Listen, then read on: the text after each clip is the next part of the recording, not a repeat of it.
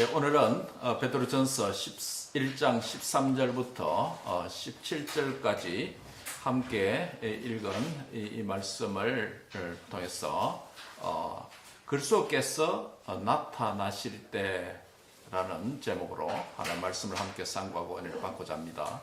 오늘은 특별히 교회의 역상으로 대강절 둘째 주일입니다.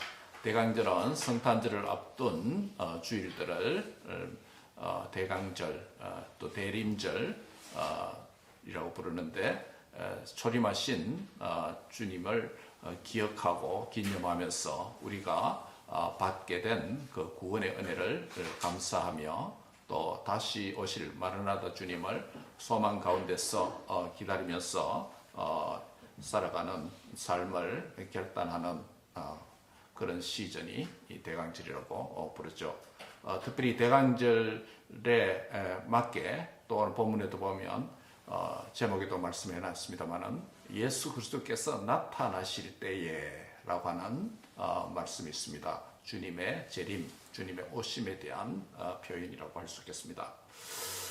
우리는 지난 시간까지 12절까지 말씀을 드렸는데 잠시 한번 오늘 본문의 해석을 위해서 문맥적 배경을 한번 살펴보는 것이 오늘 본문을 이해하는 데 도움이 될 것입니다. 연단된 믿음을 1장 7절에서 확실한 믿음이라는 표현을 사용한 것을 우리가 보았습니다. 확실한 믿음. 그것은 어느 날 갑자기 하늘에서 뚝 떨어진 그런 믿음이 아니고 또 태어나면서부터 부모님이 나에게 무슨 유산을 남기듯이 뚝 떨어지는 그런 방식의 믿음이 아닙니다. 믿음이라는 것은 예수 그리스도를 구주로 믿은 이후에 성령과 말씀과 내 삶에서 일어나는 다양한 사건과 또 일들을 경험함을 통해서 성령께서 말씀을 통해서 나를 끊임없이 믿음의 훈련과 연단을 시키셔서 자라가는 믿음을 확실한 믿음이다 라고 그렇게 부릅니다. 오늘도 이 자리에 오기까지 하나님께서 우리를 지난 한 주 동안 살피시고 인도하셔서 믿음이 자라갈 수 있는 그런 은혜를 한 주간 하나님께서 임마누엘로 저와 여러분에게 함께 해주신 줄 믿습니다. 아멘이십니까? 예, 그게 확실한 믿음으로 자라가는 과정에 있습니다. 그런데 이 확실한 믿음의 결국이 뭐라고 말합니까? 1장 9절에 보면 또 다른 믿음에 대한 독특한 프레이즈가 또 나타납니다. 믿음의 결국, 그죠? 믿음의 결국은 우리의 영혼이 구원받는 상태, 영원한 영혼의 구원이 보장된 자를 우리가 믿음의 결국이라고 부릅니다. 물론 이 믿음의 결국이라고 하는 것은 우리의 영혼만 구원받는 것이 아니라 우리의 육체까지 전인격이 예수님을 믿음으로 말미암아 온전히 구원받는 것을 우리가 우리의 믿음의 결국이다. 믿음의 결국은 우리의 육체도 부활하고 우리의 영혼도 주님과 함께 영원히 주의 나라에서 사는 그 구원이 우리의 믿음의 결국인 줄 믿습니다. 예, 결국 우리가 믿는 것은 마지막 골이 그쪽입니다. 그쪽으로 가는 것입니다. 예, 결국 믿음의 결국을 가진 이런 사람은 이미 삼위일체 하나님의 선택하심의 은혜를 받은 자다라고 1장 2절에서 말씀을 했습니다.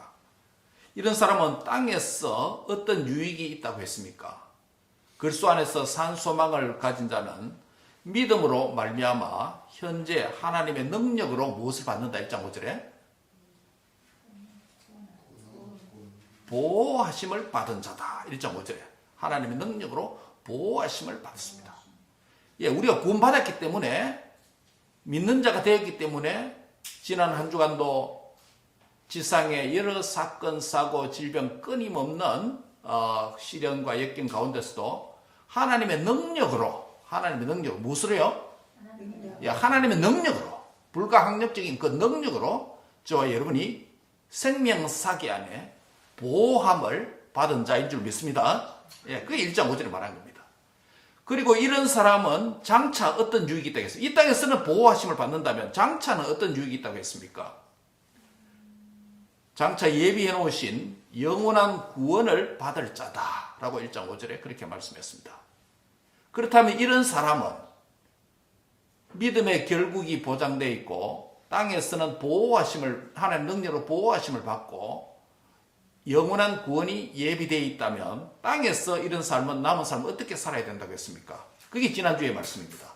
확실한 믿음의 사람은 세 가지 사랑의 삶을 실천해야 된다라고 했습니다. 그렇죠? 첫 번째 뭐죠? 예, 성경 사랑, 말씀 사랑입니다. 예, 이 성탄 시즌에 다른 것으로 너무 즐거워하지 마시고 말씀 사랑하면서 보내는 그런 감사의 절기가 되길 바랍니다. 두 번째는 무슨 사랑이죠? 예, 성령 사랑, 성령의 충만을 사모하는 사람, 성령의 민감한 삶, 성령의 인도를 받는 삶. 성령이 아니고는 하나님의 뜻을 통달할 수가 없다고 했으니까 하나님의 뜻을 알려면 성령의 충만함을 받아야 하나님의 뜻대로 살아갈 수 있는 자가 될 수 있습니다. 예. 마지막 세 번째는 무슨 사랑이죠? 예, 교회의 사랑이다. 예, 성도를 섬기고 교회를 사랑하고, 예, 지난주에도 말씀드렸지만은 예수님의 한편 강도는 마지막에 예수님을 믿음을 고백함으로 믿음으로 주님과 함께 낙원에 살겠다고 하는 약속의 은혜를 입었죠.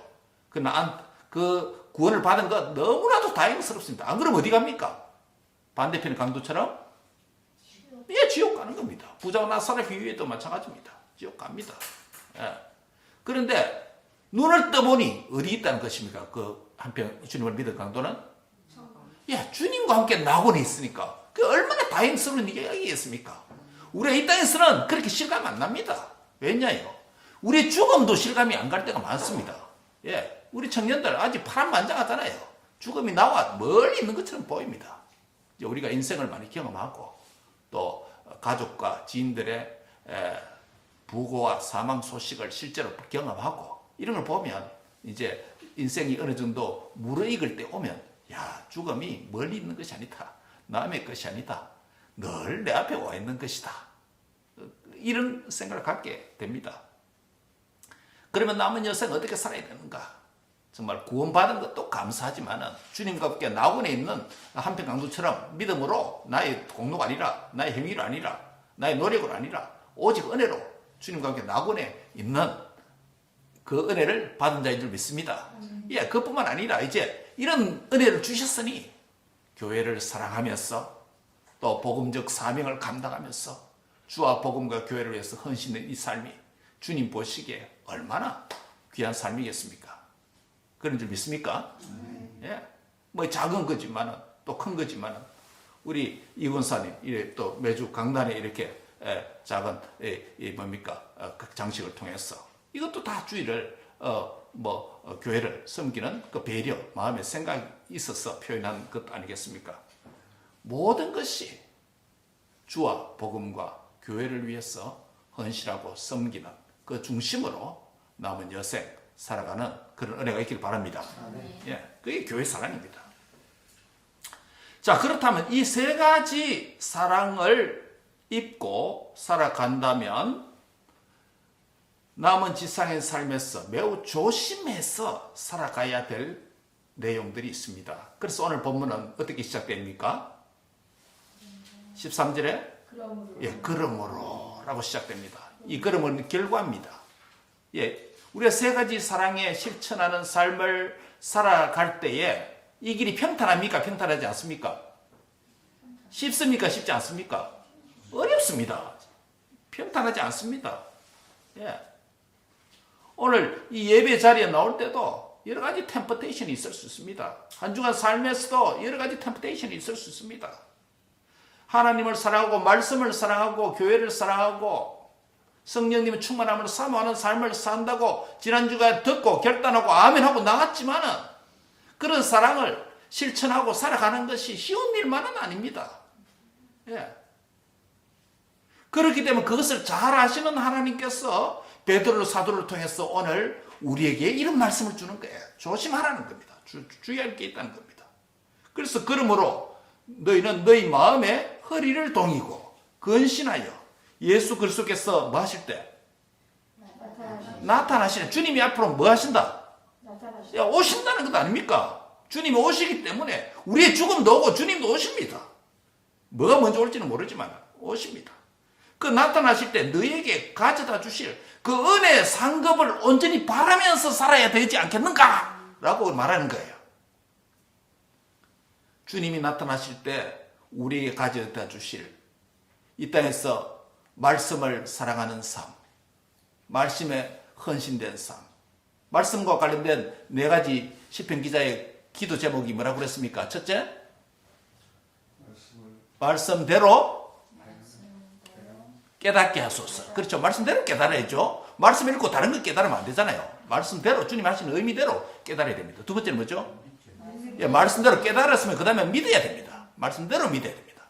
말씀을 읽고 들은데도 다른 방식으로 믿는 사람들이 많습니다. 이단들 아닙니까? 예, 말씀대로 믿어야 됩니다.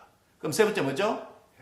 예, 말씀대로 행해야 됩니다. 말씀대로 순종해야 됩니다. 말씀이 이 길로 가라면 이 길로 가야 되고 저 길로 가면 저 길로 가고 말씀대로 순종해야 됩니다. 내 생각대로 순종하는 게 아니라 내 방식대로 순종하는 것이 아니라 말씀대로 순종해야 됩니다. 마지막은 뭐죠?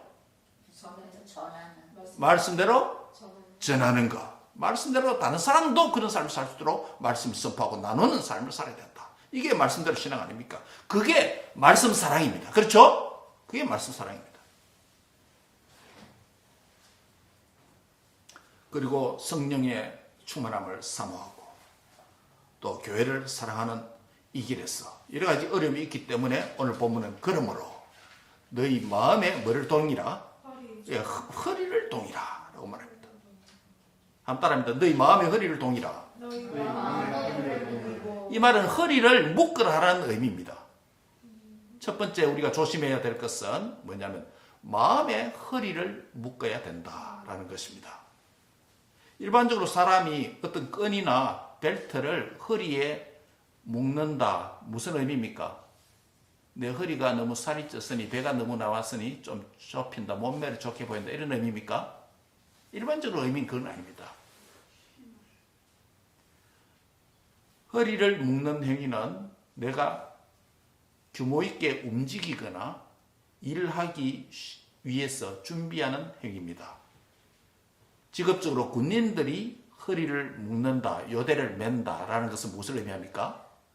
훈련을 나간다, 전투를 준비한다 이런 의미가 있습니다. 그렇죠? 예, 혁대도 차고 그 위에 또 요대까지 차잖아요. 그 다음에 총도 총알도 붙이고 이러잖아요.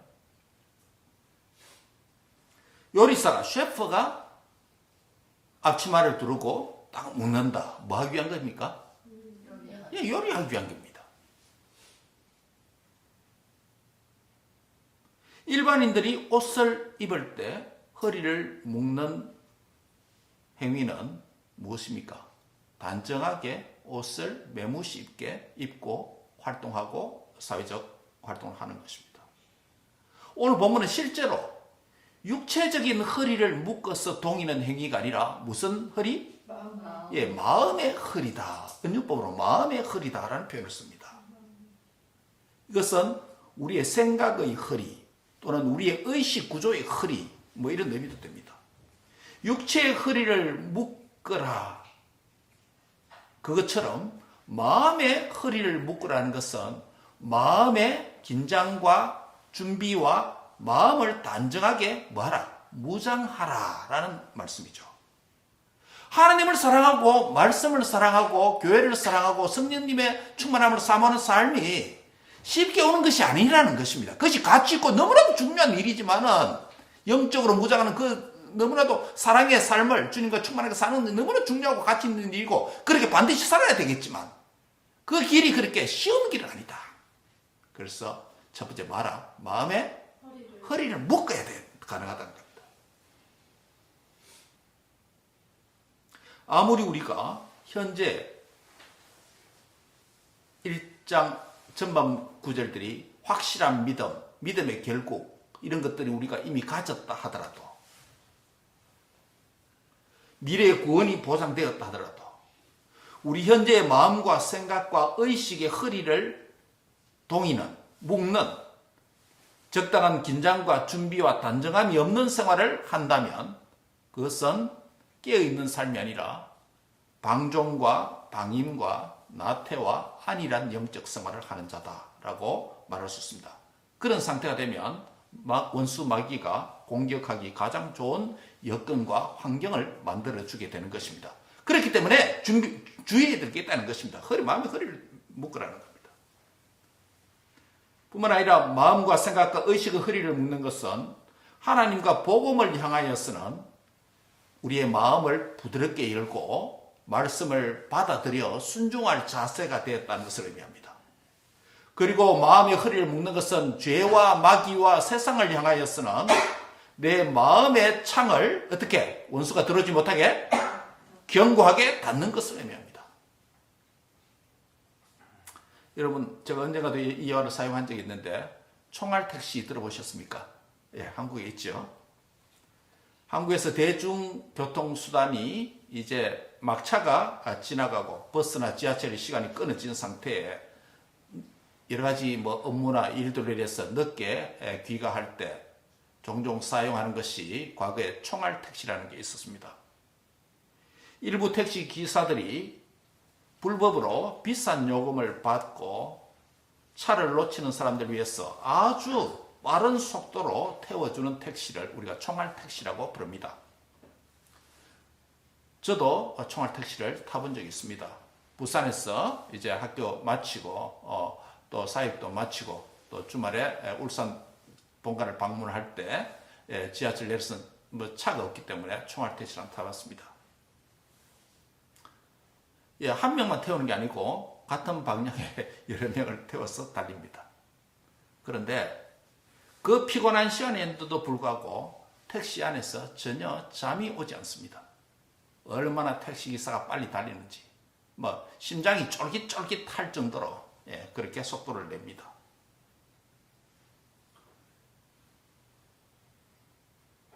제 경험입니다. 그런데 이것은 이어지는 이야기는 예화입니다.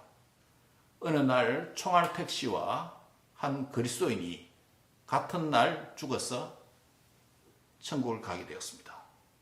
총알 택시 기사는 곧바로 천국에 보내졌고 그 그리스도인은 천국의 문 앞에 대기 중이었습니다.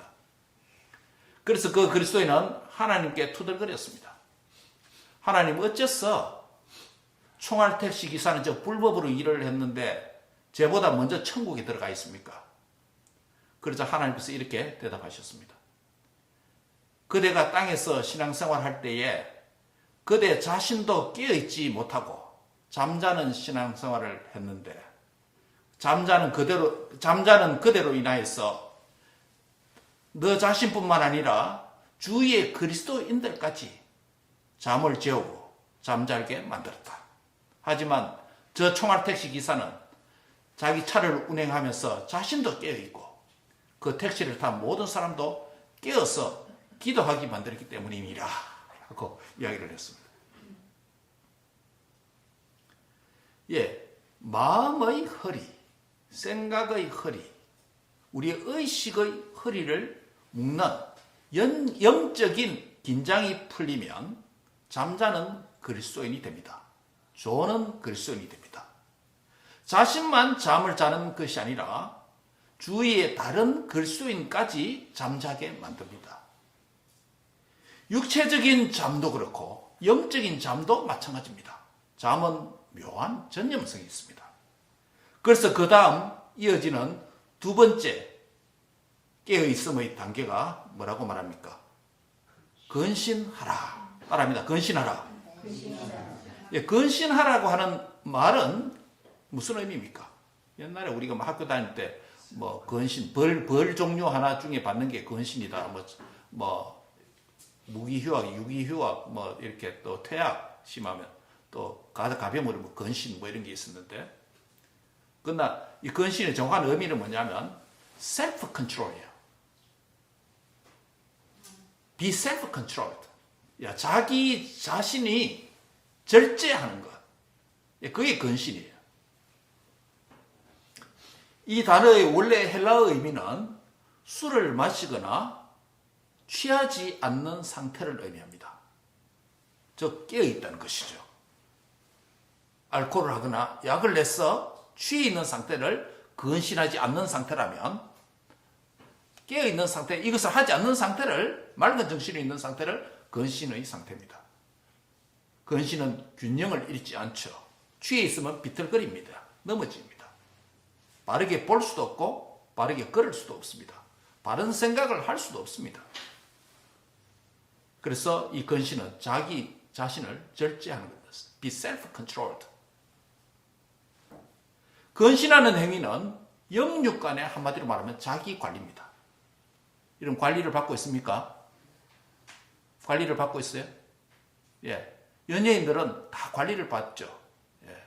어느 미용실 원장님의 관리를 받고, 또 어느 피부과 원장님의 관리를 받고, 또 보톡스와 같은 다양한 성형과 관련된 또 성형 원장님의 관리를 받고, 예, 헤어도 관리받고 다 관리받습니다. 관리를 받아야 깔끔합니다. 관리를 받아야 프로페셔널리즘이, 예, 연예인으로서 대중 앞에 설 수 있는 것입니다. 영적으로도 관리를 받는 것 매우 중요한 것입니다. 특별히 자기 관리, 영적인 자기 관리, 그게 바로 근신입니다. 그런데 영적인 이 자기 관리를 하는 것, 근신하는 것은 그 이유가 무엇일까요? 바울은 데살로니가전서 5장 6절에서 이렇게 말합니다. 5장 6절을 한번 보시기 바랍니다. 데살로니가전서 1 데살로니안 5장 6절 같이 한번 읽습니다. 1 데살로니안 5장 6절. 데살로니가전서 5장 6절입니다. 찾았습니까? 네, 같이 읽습니다. 시작. 그러므로 우리는 낮에 속했으니 오직 깨어 정신을 차릴지라. 5장 6절입니다. 그 다음에 이어지는 8절 있습니다. 7절 8절을 같이 읽습니다. 시작. 자는 자는 밤에 자고 취하는 자들은 밤에 취하되 우리는 낮에 속하였으니 정신을 차리고 믿음과 사랑의 호경 힘을 붙이고 구원의 소망의 투구를 쓰자. 영적인 자기 관리에 대해서 데살로니가전서 5장 6절에서 8절은 바울은 어떻게 우리에게 말하고 있습니까? 첫 번째, 영적인 자기 관리를 받는 자는 우리의 존재를 확신하라. 우리의 소속을 확신해야 됩니다. 다시 말씀드리면 우리가 어디에 속해 있느냐, 당신이 어디에 속한 자인지 확인하고 확신해라. 어디에 속했습니까? 예, 낮에 속했다. 빛에 속했다. 여기서 낮이란 말은 빛이라는 말도 됩니다. 또 생명도 됩니다. 생명, 천국도 됩니다. 그 빛을 창조하신 창조주 하나님도 됩니다. 즉, 글소인은 낮에 속했다는 말은 글소인은 세상 어둠에 속한 자가 아니라, 밤에 속한 자가 아니라, 죄의 밤에, 마귀의 밤에 속한 자가 아니라 빛에 속했다. 생명에 속했다. 영원에 속했다. 천국에 속했다. 빛을 창조하신 생명의 구원을 주신 창조주 하나님, 구원자 하나님께 속한 자다 라는 것을 확신해야 된다.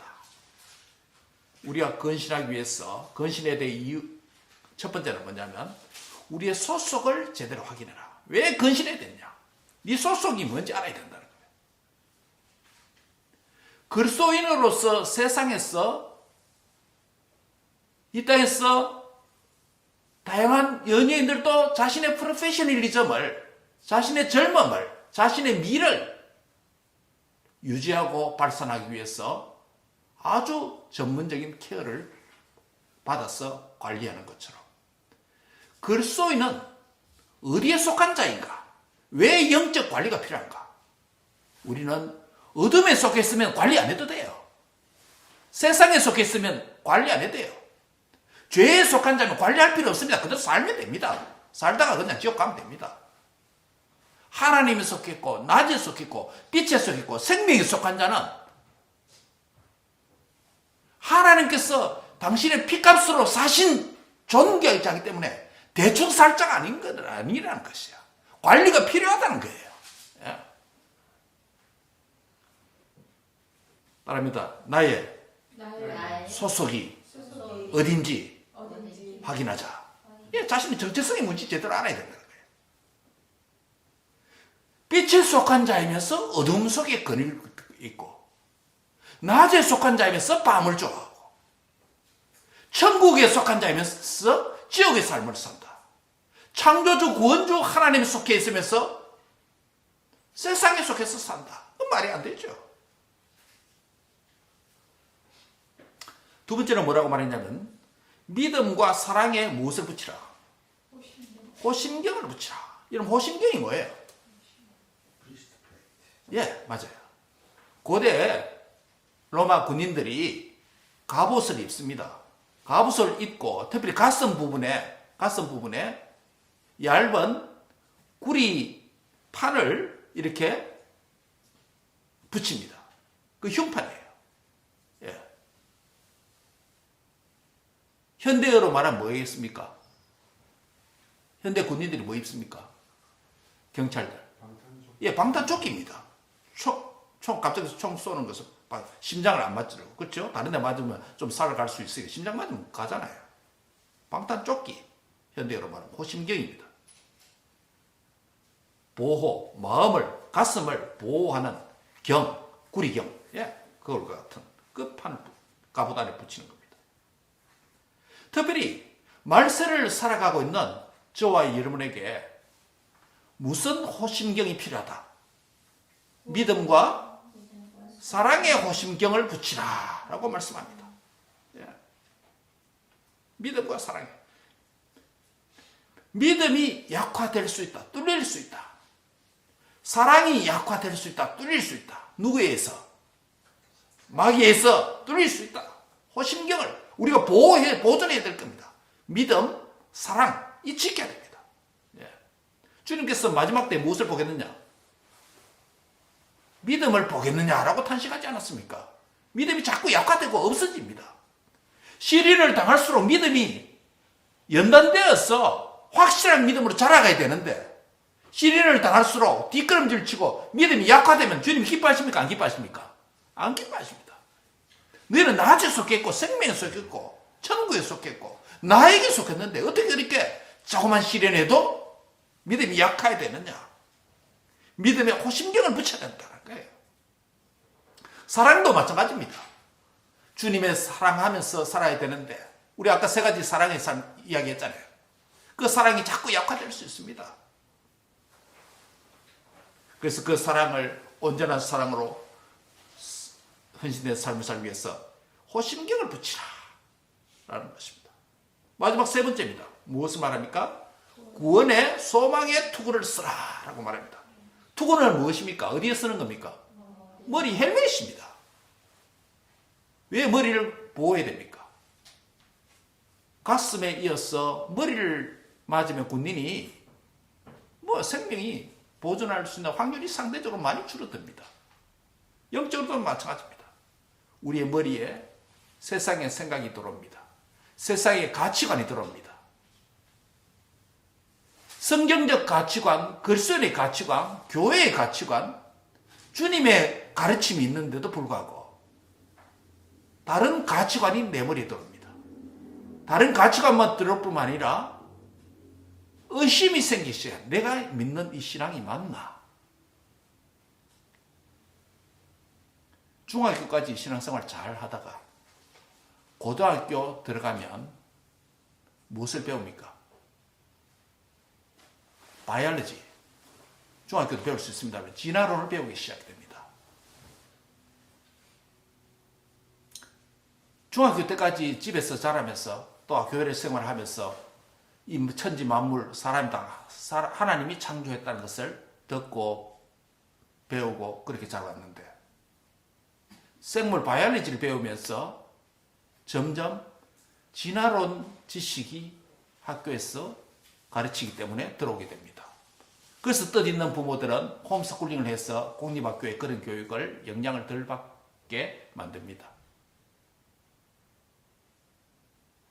진화론만 가르치지 아니하고 진화론도 중요하지만은 진화론적인 사고에 영향을 준 진화주의라고 해야 될 것 같네요. 이런 사상들이 학문의 모든 영역에 들어와 있습니다. 고대 근동학, 또 뭡니까? 생물학뿐만 아니라 물리, 과학, 모든 과학의 영역, 의학의 영역, 문화 인류학의 영역, 인간의 이게 습성이 어디서 왔냐? 전부 다 진화론이 다 백그라운드에 들어있습니다. 이런 교육을 고등학교에서 대학에서 받게 되면 그동안 교회 다녔어, 신앙의 가정에서, 신앙의 부모 밑에서 자란 아이들이 점점 머리에 성경적 가치관이 약화되고 의심이 생기기 시작하고 세상의 교육의 영향 때문에 그 믿음이 약화됩니다. 머리에 뭐가 생긴다고요? 머리에 이가 생긴단 말이 아니고 머리에 의심이 생깁니다. 내가 성경을 통해서 교회 생활을 통해서 배우고 들었던 창조주 하나님, 하나님에 대한 믿음이 약화되고 또 하나님의 존재를 부인하게 되고 내 삶 속에 하나님 역사하시는 그 하나님을 의심하기 시작합니다. 세상의 가치관이 깊숙이 들어옵니다. 우리가 자녀들을 가진 부모로서 그것을 잘 알고 대처해야 되겠죠.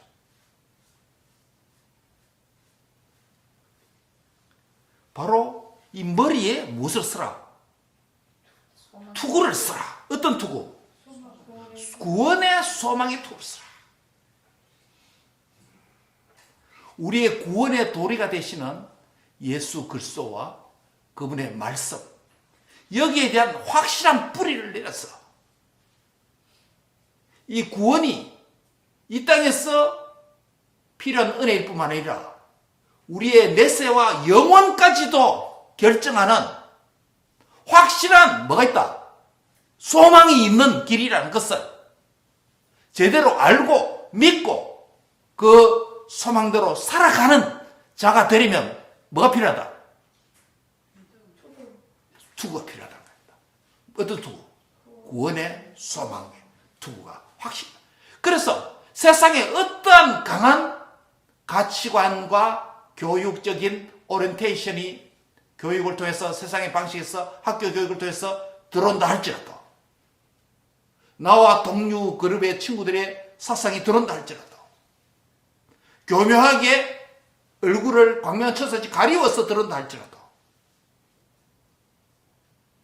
내가 믿는 구원, 내가 얻은 구원, 이 길이 여기서 끝나는 게 아니고 여기서 흔들리는 문제가 아니고 이 구원이 천국까지 계속 올인될 수 있는 확실한 구원의 소망이라는 것을 믿어야 하는 것입니다. 이게 바로 구원 투구를 쓰는 거예요. 오늘 세속 교육을 받으면 나도 모르게 세속화되고 나도 모르게 세상 가치관이 들어와 있습니다. 어느덧 깜짝 놀라야 됩니다. 내 생각이 안 믿는 사람이 생각하는 거하고 똑같네. 중요한 그리스도의 성경적 진리인데도 불구하고 이것을 부인하고 많은 사람이 이렇게 생각하네, 저렇게 생각하네, 저게 맞는 모양이다. 우리는 세상에 뒤떨어진 out of date, 뒤떨어진 지식이구나. 이 구원의 소망의 길을 약화시키고 포기하고 부인하게 됩니다. 그게 불신으로 가는 거예요. 그래서 우리의 머리에 뭐가 필요하다? 투구가 필요하다는 거예요. 구원의 소망의 투구야. 이 우리가 믿는 바가 이 소망이 여기서 짧은 소망, 여기서 끝나는 게 아니라는 거예요. 이 소망이 어디까지 간다? 천국, 영원까지 가는 거예요. 그러니까 얼마나 확실한 길이에요. 우리의 소망이 여기서 끝난 줄 알고 이 땅에서 더 좋은 것, 더 희망스러운 일 줄 것 같은 거기서 매료될 게 아니라 확실한 소망, 확실한 믿음 통해서 확실한 소망, 여기서 끝나는 소망이 아니라 천국, 내세, 영원까지도 이어지는 소망이니까 우리의 큰 소망이 이 길이라는 거예요. 여러분 구원의 소망의 투구를 확실히 머리에 써서 조금도 의심이나 부인이나 거절이나 거부하지 않고 확실한 소망에 올인하시기 바랍니다. 예.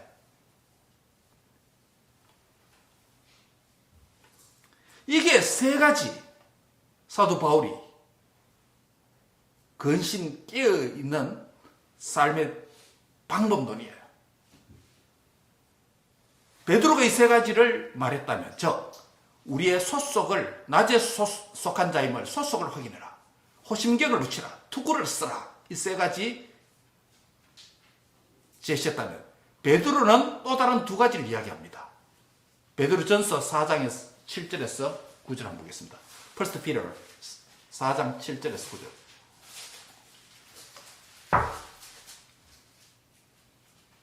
같이 읽습니다. 시작. 만물의 마지막이 가까웠으니 그러므로 너희는 정신을 차리고 근신하여 기도하라. 그 다음에 계속 무엇보다도 뜨겁게 사랑하니 사랑은 하나님의 죄를 분별합니다. 서로 대적 박이를 8절 9절까지 시작. 서로 대적을 원하는 것이라고 각각 은사를 받은 대로 너희는 같은 선한 진리 같이 서로 감사하라. 4장 8절 9절 대적하라 없습니까? 대적. 9절에 대적하기를. 너희 대적 마귀가 우는 사자같이 뭐한다? 그거는 여기 아니에요. 아, 제가 잘못 지시했습니까? 예. 그거는 5장 9절. 5장입니까? 예, 5장 8절 9절인데 제가 잘못 말씀드렸네요. 5장 8절 9절입니다. 다시 한번 보겠습니다. 시작. 근신하라 깨어라 너희 대적 마귀가 우는 사자같이 두루다니며 삼킬 자를 찾나니 너희는 믿음을 굳게 하여 그를 대적하라. 이는 세상에 있는 너희 형제들도 동일한 고난을 당하는 줄을 알라. 예. 근신하여 뭐하라? 기도하라 라고 마지막이 가까웠으니 만물의 마지막이 가까웠으니 그러므로 너희 정신을 차리고 근신하여 기도하라 라고 말씀합니다. 영적인 자기 관리하는데 베드로는 두 가지 방법을 소개하는데 하나는 뭐하라? 근신하여 기도하라는 거예요. 기도하라. 여러분, 기도가 우리 영적 생활에 너무 중요합니다. 기도를 잘못 이해하면 이런 방식으로 이해합니다. 야, 하나님께서 주권을 가지시고 하나님의 뜻은 이미 예정되어 있으니까 우리 성도의 기도 필요 없다. 기도하더라도 하나님 마음을 바꿀 수 없으니 하나님 뜻은 이루어진다. 기도 필요 없다. 이렇게 생각하는 경우가 있습니다. 신학을 잘못 배운 사람입니다. 기도를 통해서 하나님과 교제하게 되고 하나님의 선하신 뜻이 기도를 통해서 하나님의 마음을 알게 되고 또 그렇게 하나님께서 응답을 주실 때에 그 하나님 하신 일들을 찬양하고 감사하게 됩니다. 하나님의 기쁜 지혜 안에서 기도하려고 하는 것입니다. 우리는 한 달에 한 번씩 기도 제목을 약 10페이지 이상 만들어서 매일 그리고 수요일 금요일 때 우리가 함께 공예배 때 기도하고 있습니다. 여러분 올 한 해 얼마나 기도에 무릎을 꿇어왔습니까? 기도를 통한 영적 관리를 얼마나 잘해왔습니까? 더욱더 기도하는 삶에 헌신되시기 바랍니다. 기도의 훈련이 잘 되는 우리 교우들 되시기 바랍니다. 열심히 부르짖으시기 바랍니다. 두 번째는 이겁니다. 첫 번째는 기도하라는 것이고 근신해서 기도하라는 거죠. 두 번째는 뭐라고 말합니까? 근신해서 뭐하라? 마귀를 대적하라는 것입니다. 근신과 관련해서 표현된 구절이 지금 이겁니다. 베드로의 경우는 근신해서 기도해라는 것이고 또 하나는 뭡니까? 근신해서 마귀를 대적하라라는 것입니다. 한번 따라합니다. 근신하여 믿음으로 마귀를 대적하라.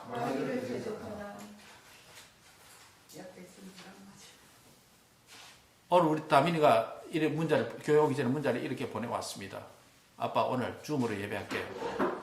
우리 명빈이도 그렇습니다. 우리 다민이 지금 엄청 바쁜 시즌 모양이에요. 예. 그렇겠죠. 예. 차 타고 오는 30분 왕복 1시간 그 차에 가는 시간 또 아깝겠죠. 저도 그렇습니다. 공부했고 또 하고 있고 어떤 날 화장실 가기도 막 아까울 때가 있어요. 그래서 뭐 오줌 참고 꼭 참고 있습니다. 예. 그래서 몰아가 가기도 하고 물도 적게 마시려고 시간이 아까울 때가 있습니다. 그렇죠. 그렇습니다. 그래도 하나님 앞에 와서 예배해야 되지 않겠냐. 그러니까 그러면 갈게요. 그 런치를 안 먹고 갑니다. 이런. 그래, 그거는 뭐 네 알아서 해라. 특별한 경우가 있을 수 있습니다. 직장이라든지 또 건강상을 내가 가서 다른 사람에게 오염시키고 전염시키는 배려해서 특별한 시츄에이션이 있을 수 있습니다. 그러나 우리가 근신해서 기도할 뿐만 아니라 근신해서 마귀를 대적해야 됩니다. 그래 아들에게 우리 집사람은 제가 그랬습니다. 다민아 오늘 막 할 일도 많고 시간도 모자라고 어떤 때 물리적인 시간이 모자랄 때 있어요. 저도 박사과정 공부할 때 한 주에 벌써 뭐 7, 800페이지 읽고 뭐 발표해야 되니까 한 주에 예. 물리적으로 시간이 부족할 때 있어요. 그래서 그렇지만 우리가 하나님을 위해서 공부하는 것이고 또 하나님을 위해서 사는 삶의 과정에서도 하나님 앞에 예배하고 해야지. 그런 생각 들려면 그때 이래라 다미나 마귀야 물러가라. 너는 나를 넘어지게 하는 자로다. 선포하라. 그렇게 아까 우선 그런 이야기를 했습니다.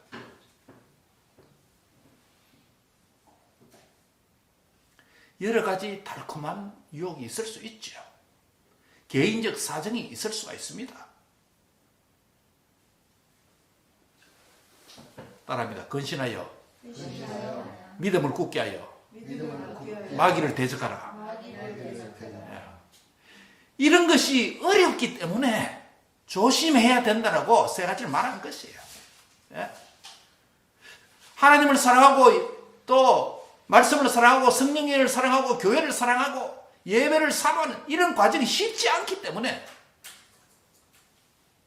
깨어서 근신해야 될 이유가 있다는 것이에요. 그래서 너희 존재가 뭐냐? 너희 낮에 속한 자다. 바울은 두 번째 뭐라고요? 믿음과 사랑에 호심경을 붙여라. 심장인 공기가 안 맞도록. 또 머리에 의심이 안 들어오도록 구원의 소망의 투구를 확실히 써라. 베드로는 두 가지 뭐랍니까?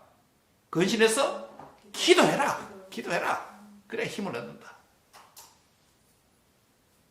하나님께 기도하고 예배하는 것 시간 웨이스트가 아니고 하나님께서 영적으로 더 새 힘과 지혜를 주시면 더 쉽게 할 수 있다. 예. 베드로서 4장 8절 9절에서 5장에서는 근신하여서 믿음으로 마귀를 마라. 대적해라. 대적하라는 것이요. 당하지 말고 대적하라는 것. 한 따라합니다. 믿음으로 마귀를 대적하라. 한번 크게 선포합시다. 눈을 부릅뜨고 자신 있게. 그리스도의 이름으로 명하노니 마귀야 물러가라. 예, 그렇게 유혹이 오면 그렇게 선포하세요. 믿음을 지키는 길이 쉽지 않습니다. 믿음을 지켜야 됩니다.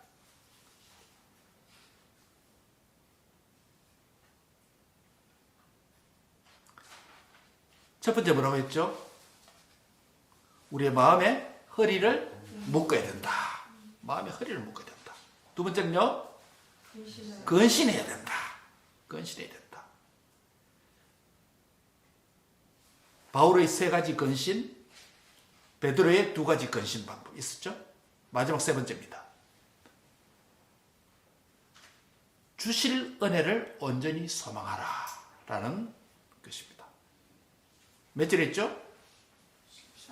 예. 그리스도인은 이미 은혜의 세계에 들어온 자입니다. 믿음의 세계에 사는 자가 된 자입니다. 하나님의 복의 세계 안에 이미 들어왔습니다. 할렐루야. 하지만 은혜와 믿음과 축복의 세계 안으로 들어온 상태에 있다고 해서 그리스도인의 사명과 임무와 책임이 끝난 것은 아닙니다. 설사 현재의 믿음을 통해 미래의 구원이 보장된 상태라 하더라도 성도는 계속해서 무엇을 사모해야 된다? 예, 더 큰 은혜를 사모해야 됩니다. 한따라하면 더 큰 은혜를 사모하자. 옆사람이 한번 권해합시다. 더 큰 은혜를 사모하세요. 은혜의 세계는 그야말로 무궁무진합니다.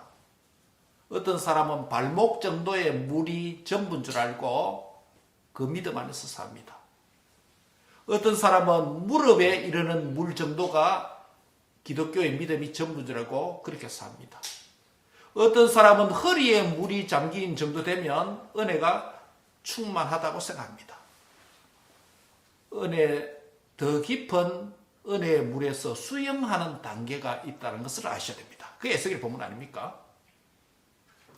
과거 받은 은혜와 현재 누리고 있는 은혜가 가치 없고 가벼운 것이라는 말은 아니지만은 더 깊고 더 넓고 더 영광스럽고 더 충만한 은혜의 세계가 있다는 것을 믿으시기 바랍니다.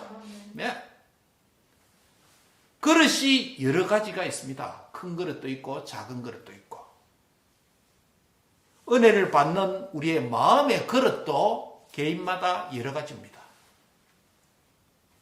넓은 큰 그릇도 있고 얕고 작은 그릇도 있습니다.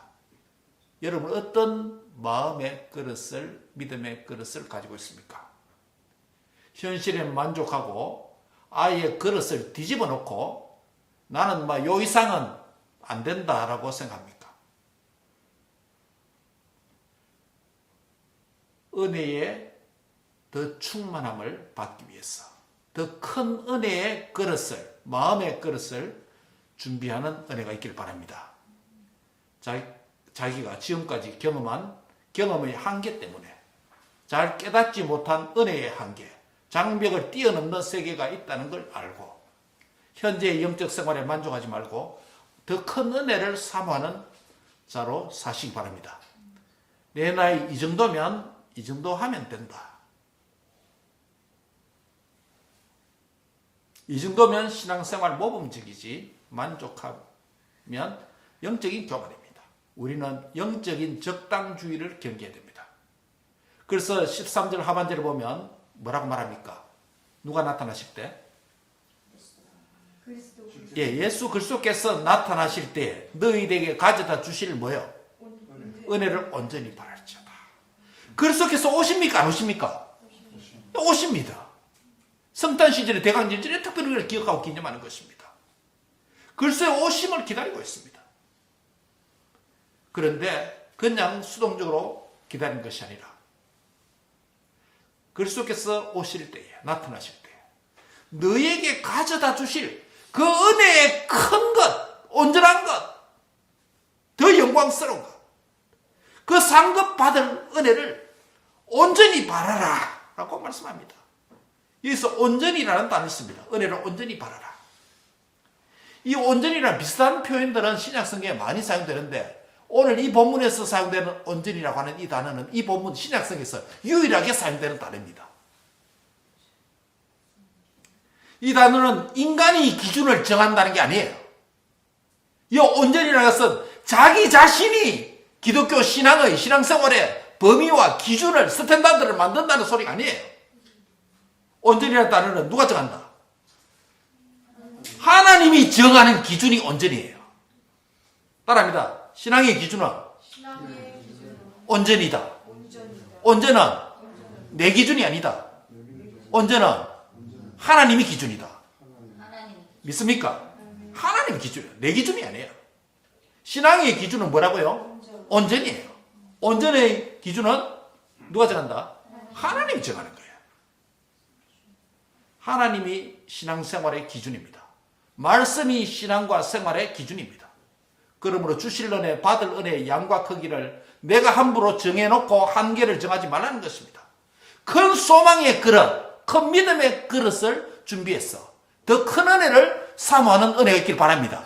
이 그리하게 될 때 우리 주 예수 그리스도 다시 나타나실 때에 야, 네가 온전한 믿음을 가졌구나. 확실한 믿음을 가졌구나. 연단된 믿음을 가졌구나. 우리에게 칭찬과 상급으로 주께서 다가오실 것입니다. 기도하겠습니다. 하나님 감사합니다. 오늘도 하나님을 사랑하고 믿음을 지키고 말씀대로 사는 생활, 주님처럼 사는 것, 부르심에 맞게 사는 것, 너무 힘든 것 주님이 아시기 때문에 우리를 부르신 이후에 조심하고 주의해야 될 것을 오늘도 말씀해 주심을 감사합니다. 정말 내 기준이 아니라 주님의 기준에 맞추어서 온전히 내 신앙의 기준이 되게 하여 주옵소서. 그래서 남은 세월 동안에 주님이 나타나실 때에 온전한 믿음으로 준비되어서 온전한 상급을 받는 은혜에 동참하는 자 다 되도록 축복해 주옵소서. 한 사람도 한 가정도 나고자가 없게 해주시고 다 온전한 믿음, 다 온전한 상급에 이를 수 있는 주님의 기준에 합한 자로 살게 해 주옵소서. 깨어있게 해주시고 졸지 말게 해주시고 건실하게 해주시옵소서. 감사하고 예수님의 이름으로 기도합니다. 아멘.